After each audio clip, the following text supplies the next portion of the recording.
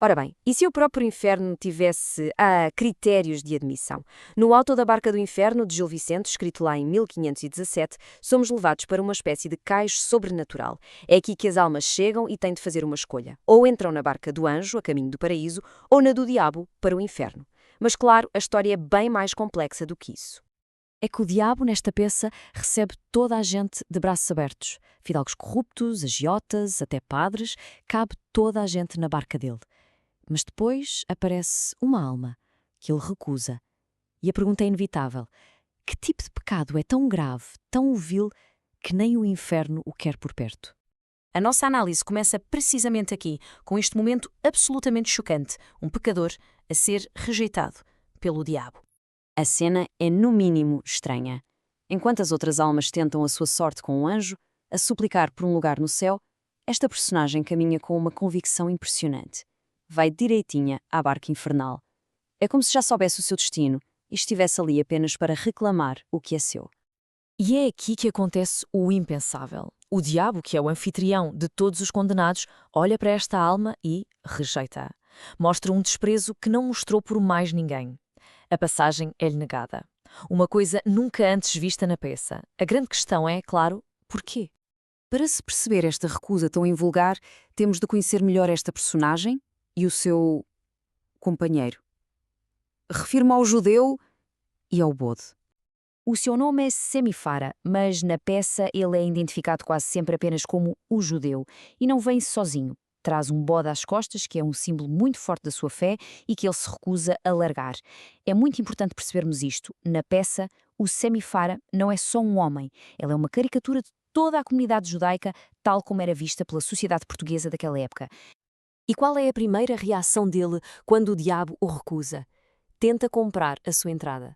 Oferece dinheiro, tostões, para ver se consegue um lugar para ele e para o bode. Esta tentativa de suborno diz imenso sobre a caricatura da época, que pintava os judeus como um povo materialista, que achava que tudo se resolvia com dinheiro. Pois, como seria de esperar, o suborno não resulta. Pelo contrário, o que se segue é um confronto muito direto, cheio de acusações graves. O impasse é total. De um lado, temos o Semifará a insistir com o dinheiro e a questionar a justiça da situação.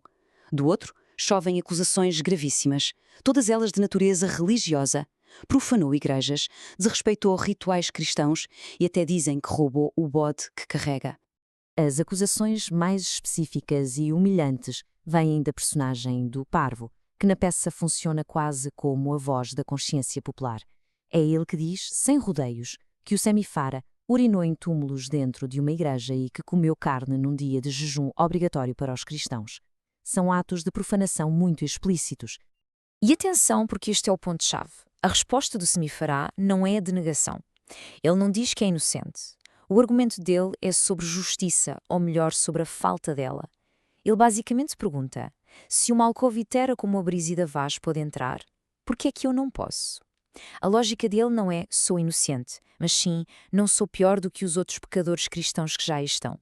E com tudo isto chegamos ao clímax da cena, o verdito final para Semifará, um destino único e particularmente humilhante.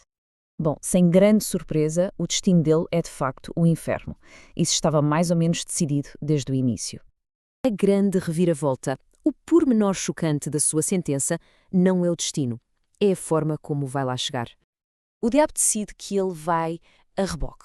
E o que é que isto significa? Que ele e o bode vão ser amarrados e arrastados pela água atrás da barca do inferno. Reparem, isto não é só um meio de transporte, é um ato de humilhação máxima.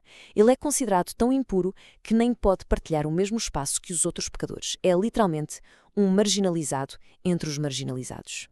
Para se perceber um veredito tão bizarro como este, temos que sair do palco. Temos de olhar para o mundo em que esta peça nasceu. A peça de Gil Vicente não surgiu do nada. Nasceu num Portugal de intensa perseguição religiosa. 21 anos antes da peça estrear, em 1496, os judeus foram forçados a converterem-se ou a sair do país. Os que ficaram, os cristãos novos, passaram a viver sob uma suspeita constante. A peça é, portanto, um espelho perfeito deste clima de antissemitismo. E é aqui que tudo faz sentido. A condenação de Semifará a ir a reboque não tem a ver com os seus pecados serem piores que os dos outros. Tem a ver com a sua identidade. Na sociedade portuguesa do século XVI, ser judeu era em si mesmo um pecado tão profundo que o tornava indigno até de partilhar o inferno com pecadores cristãos. A peça, portanto, não só reflete, como acaba por reforçar os preconceitos do seu tempo. E no fim, esta peça com mais de 500 anos deixa-nos a pensar.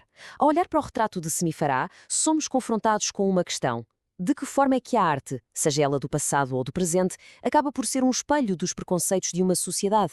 E talvez mais importante, o que é que isso nos ensina sobre os preconceitos dos nossos próprios tempos?